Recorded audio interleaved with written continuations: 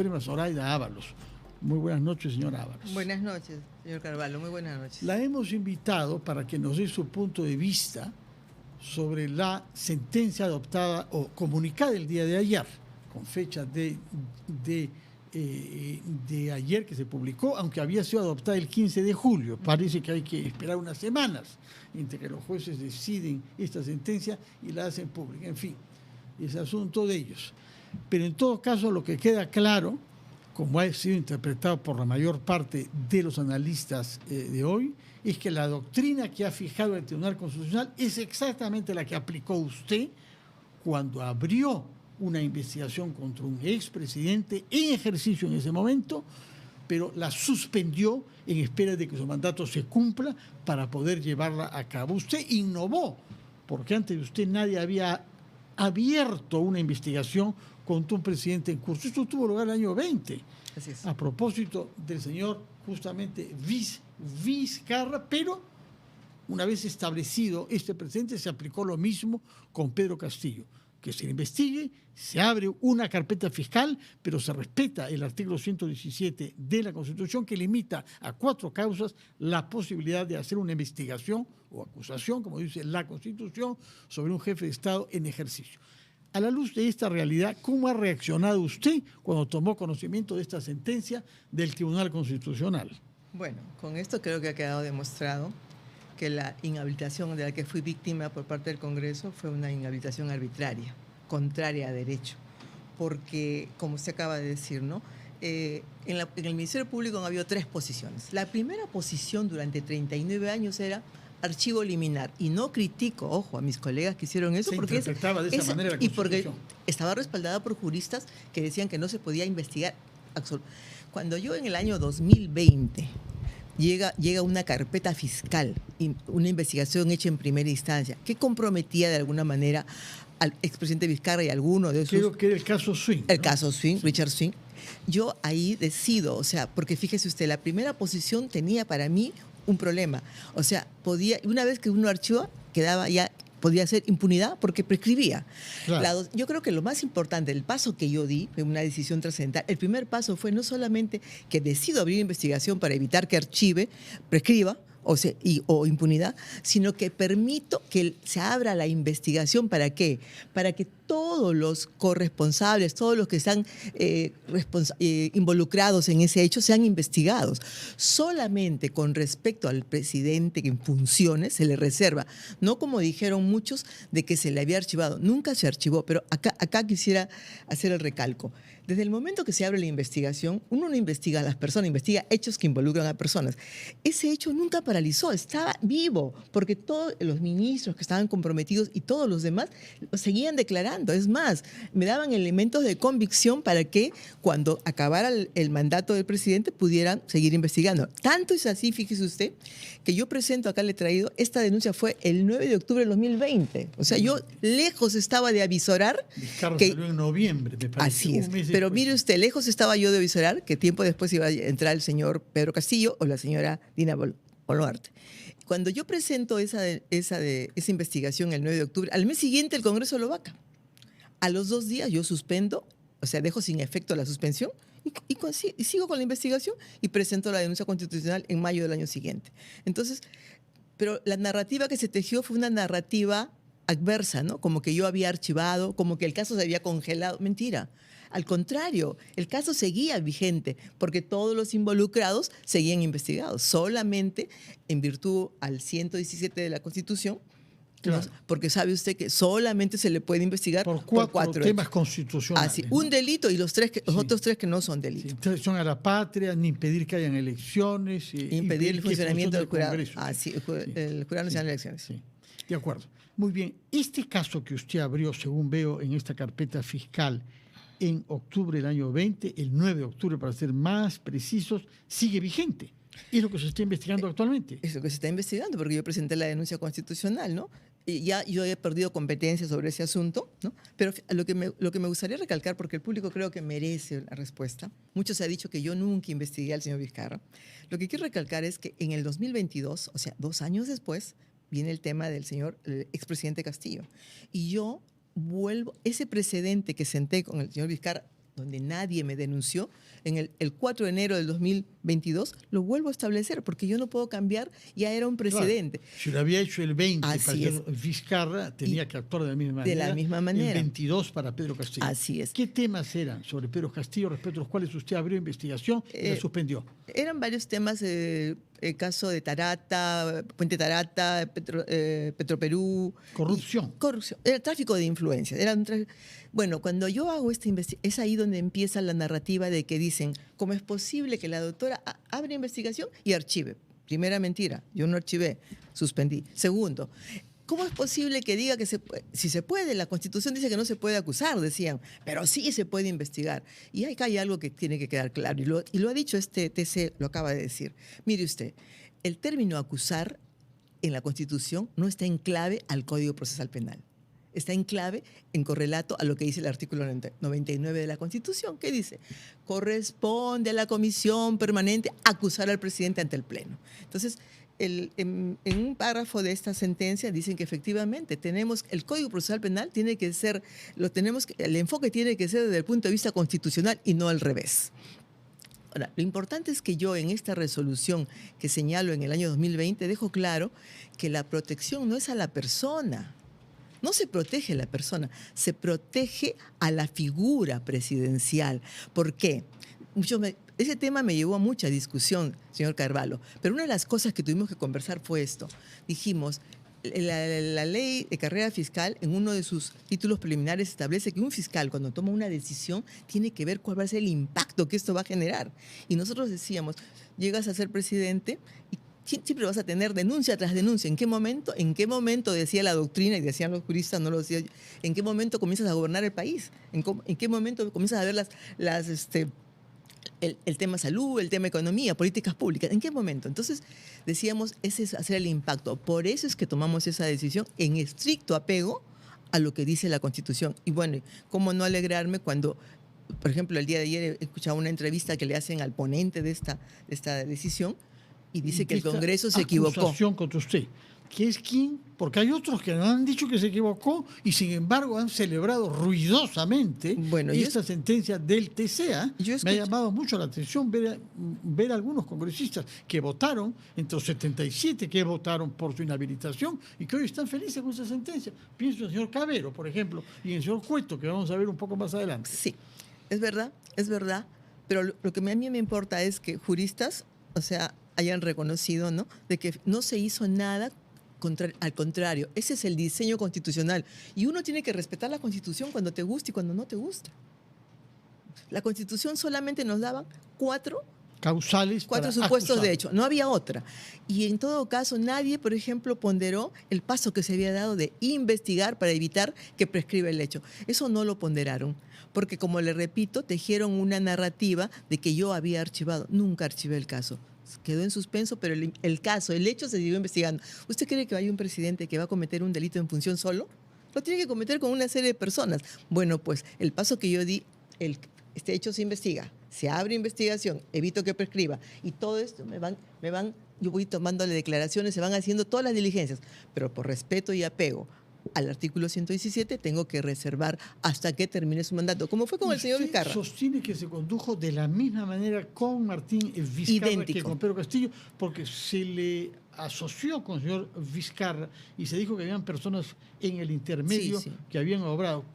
¿Cometió algún acto de ese tipo de acercarse al señor Vizcarra fuera de los términos de su oficio de fiscal de la Nación? Mire, yo he sido investigada, ¿no?, por el Congreso. O sea, jamás me reuní con el señor Vizcarra, jamás tomé un café. O sea, las únicas reuniones que tuve fueron las estrictamente de función. Llámese cuando nos llamaban al Consejo de Estado, a Consejo de Reforma de Justicia y para el tema presupuestal. Jamás. Es más, usted no va a ver fotos mías en un TDU, no va a ver fotos mías en los besamanos. Nunca. Además, fíjese usted, decían que esa también es otra narrativa, ¿no? Cuando no te encuentran actos de corrupción, lo que hay que hacer es hay que desacreditarte. Entonces decían que yo era gran amiga del señor Vizcarra. Se dijo mucho. Sí, se dijo. Y sin embargo fui yo quien rompió ese criterio jurídico de 39 años. ¿Justamente con quién? Ahora, no porque le tuviera cólera, ¿no?, sino porque me llegó esa carpeta fiscal de una provincial que había investigado y había encontrado elementos que daban como para una investigación. Por eso decidí abrir investigación. Y esto fue materia de una acusación.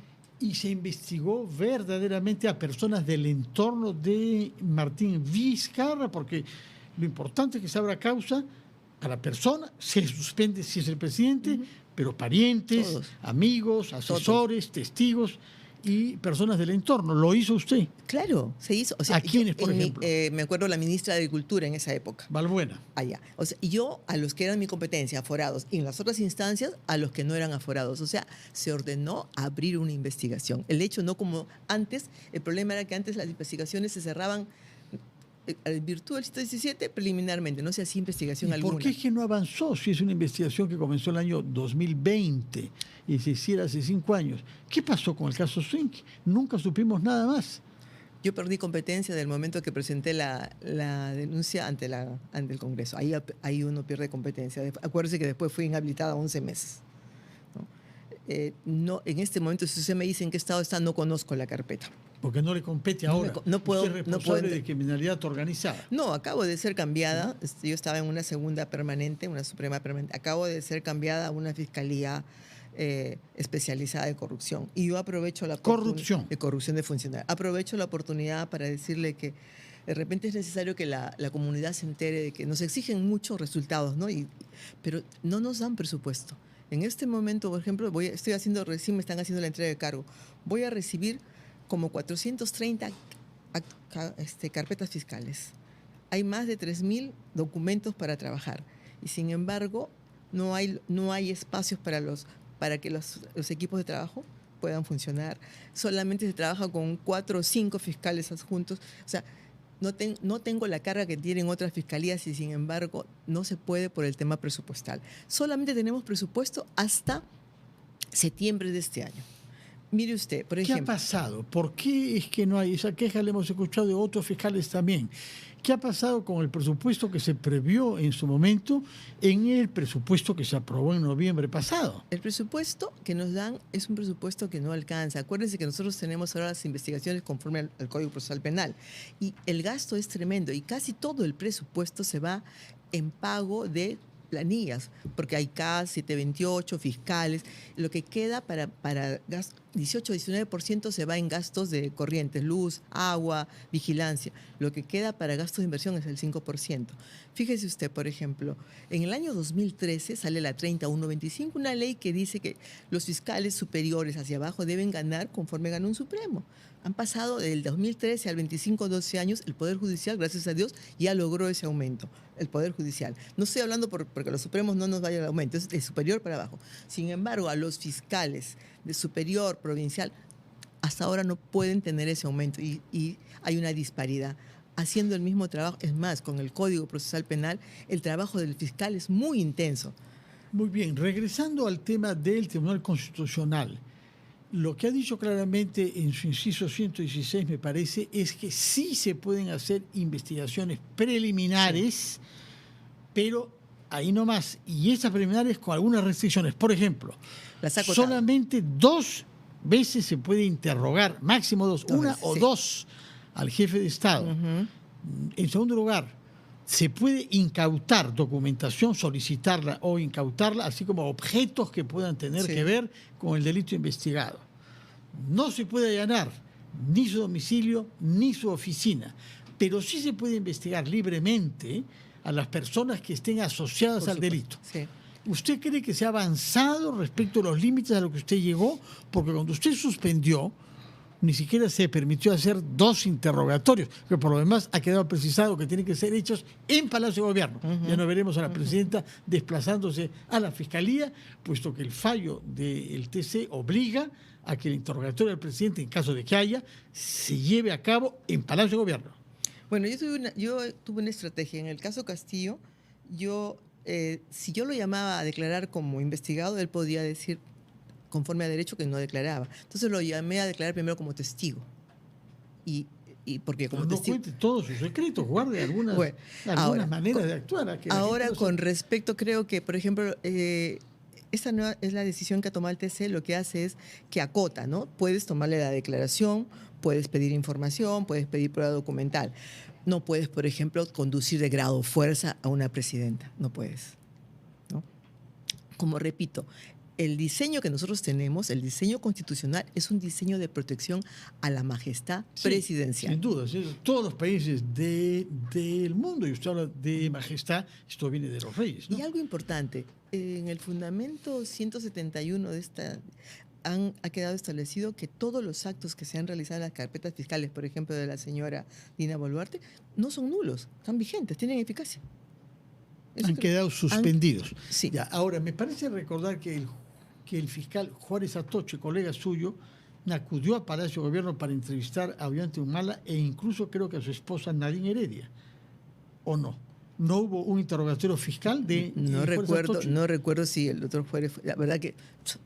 ¿Hace cuántos años ha pasado eso? Bueno. No recuerdo. Humala fue jefe de Estado hasta el año 16. Ya. O sea, pero él lo ha 9. investigado cuando ya no era jefe de Estado, ¿no es cierto? No, si fue a Palacio de Gobierno Juárez Atoche es porque estaba en Palacio de Gobierno como presidente. Pero en la época que Ollanta Humala fue presidente todavía no se había roto no se había llegado a la posición que yo tomé. La posición se rompe en el 20. En el 20 ya Humala no era presidente. ¿No era la época en que Pablo Sánchez estaba, que se Pablo han hecho Sánchez, diligencias con Ollanta Humala y su cónyuge? No, el doctor Pablo Sánchez archivó 2 casos porque todavía imperaba la primera posición. Ojo, que quede claro, ¿no? O sea, yo nunca he criticado a mis colegas que anteriormente... Porque interpretaron la Constitución de una manera u otra. Y sí. creo yo, la posición que yo tomé fue de avanzada porque abrí investigación. Después abrieron, el doctor Pablo Sánchez y la doctora Patricia, ellos hicieron preliminares. Porque acuérdese usted que hubo una sentencia de la Corte Suprema dada en noviembre o diciembre del 2022, hubo una sentencia que decía de que el derecho avanza, el derecho no es estático, Sí. por lo tanto, o sea, permitía, ¿no? Lo bueno de esto es que ya por lo menos ahora tenemos una posición firme. Ahora ya tenemos un derrotero a seguir. Antes eran temas opinables, porque en el derecho no es ciencia exacta, No, se interpreta. Tanto así es que hay 2 votos singulares.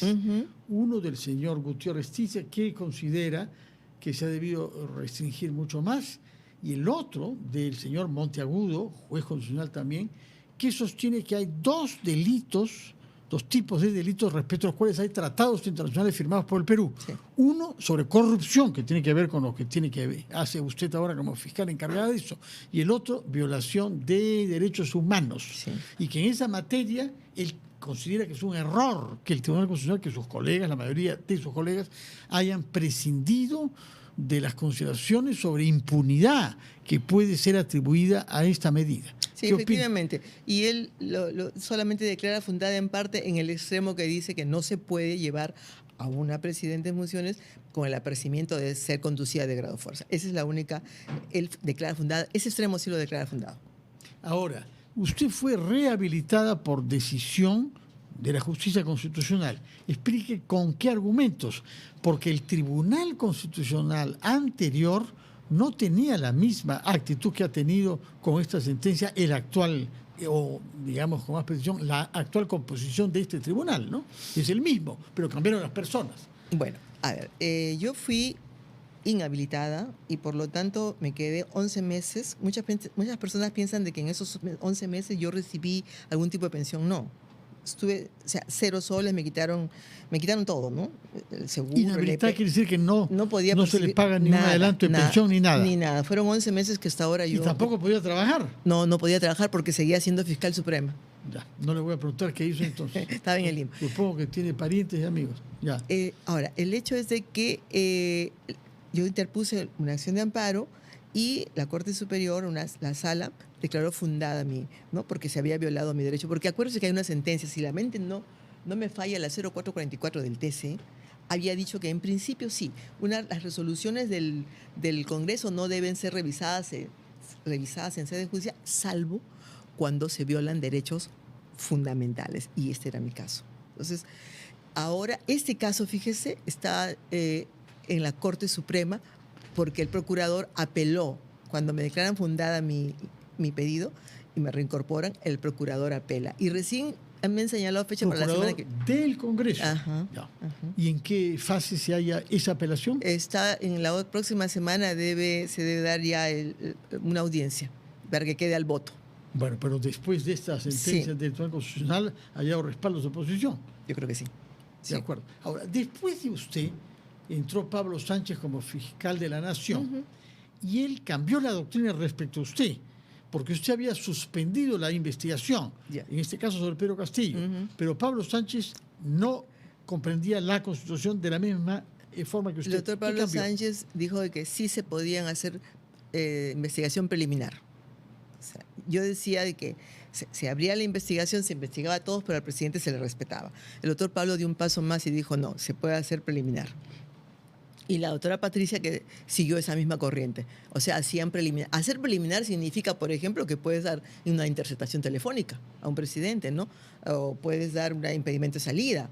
O sea, ahora el tribunal lo que ha hecho es acotado, ha dicho, o sea, se puede investigar, pero solamente puedes tomarle declaración, puedes pedir información, puedes pedir prueba documental. Hasta ahí nomás queda. Ahora, mucha gente dirá, ¿y qué pasa si comete un delito, por ejemplo, un delito común que no sea de funciones, ¿no? ¿Qué pasa? Igual se tiene que abrir investigación, pero también si cometiera un presidente, llámese un X, cometiera un delito, por ejemplo, por decirle, conducir en estado de embriaguez, para eso también está la figura de la vacancia en el Congreso. De acuerdo. Confirmamos acá que el 16 de abril estuvo Juárez Atocha en el Palacio de Gobierno del año 16, cuando Humala todavía era presidente, y se le fue a hacer preguntas respecto a dos temas diferentes, las agendas famosas de Nadine Heredia, de las que se habló mucho, y los aportes de campaña. Esos dos temas fueron, no tengo en este momento el dato exacto. Lo que pasa es que en el 2016... de testigo, pero ¿por qué entonces era posible esa gestión fiscal? Ignoro, porque en el 2016 yo era fiscal suprema civil, no estaba, acuérdense que yo he sido fiscal de la Nación en enero del 2019 para adelante. Y cada otra cosa, los fiscales son más de 8.000 fiscales, cada fiscal lleva sus carpetas y no le pide permiso al fiscal de la Nación, no le avisa lo que va a hacer. Nosotros ignoramos lo que pasa en otra carpeta fiscal, no tenemos por qué conocer.